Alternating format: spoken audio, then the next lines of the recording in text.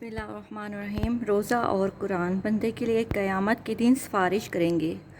روزہ کہے گا، اے میرے رب، میں نے اسے کھانے اور خواہش نفس سے روکا، اس لیے میری سفارش قبول فرما۔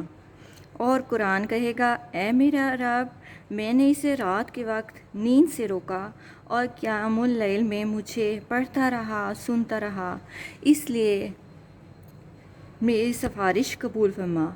رسول اللہ صلی اللہ علیہ وآلہ وسلم نے ارشاد فرمایا، دونوں کی سفارش قبول کر لی جائے گی۔ سبحان اللہ۔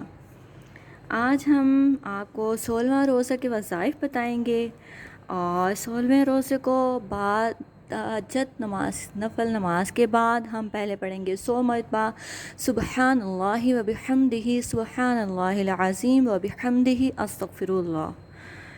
اس کے بعد ہم فجر کی سنت اور فرض کے درمیان ہم 3 مرتبہ درود پاک اول و آخر پڑھیں گے، اور سجدے میں جا کر یا رضا کو 40 مرتبہ پڑھیں گے۔ اس کے بعد نماز فجر سورۃ فاتحہ ہم 47 مرتبہ پڑھیں گے، اور اپنی صحت کے لیے دعا کریں گے کہ اللہ پاک ہم سب کو صحت والی لمبی زندگی عطا فرمائے۔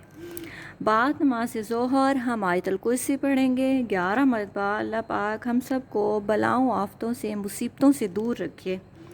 بعد نماز عصر یا حی یا قیوم پڑھیں گے 100 مرتبہ، اللہ پاک ہماری مشکلات آسان فرمائے۔ اور بعد نماز مغرب درود ابراہیمی پڑھیں گے ہم 25 مرتبہ، اور اس کے بعد نماز عشاء صلاۃ التسبیح 4 رکعت نفل پڑھیں گے۔ اس کا لنک آپ کو ڈسکرپشن میں مل جائے گا۔ اور صلاۃ التسبیح کے بعد ہم 7 مرتبہ یہ 11 سلام پڑھیں گے۔ یہ 11 سلام جو ہوتے ہیں یہ قرآنی آیات ہیں، یہ درازی عمر، حفاظت اور جان و مال کے لیے بہت مجرب وظیفہ ہے۔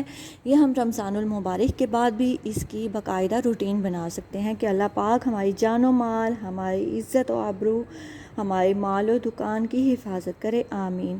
اس کے علاوہ میں آپ سب بہنوں، پیاری بہنوں اور ماؤں کو یہ کہوں گی کہ قرآن پاک کی روزانہ تلاوت کیا کریں، اگر ہو سکتا ہے تو کسی کو سنائیں، اپنی غلطیاں درست کریں، اور اس کے بعد ترجمہ تفسیر پہ زیادہ توجہ دیں۔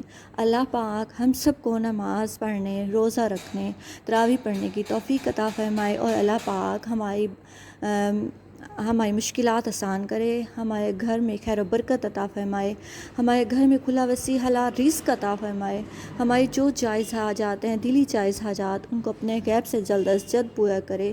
اللہ پاک ہماری جائز دعائیں قبول فرمائے، اور اللہ پاک ہماری عبادت اپنی بارگاہ اقدسی میں قبول و منظور فرمائے۔ جزاک اللہ۔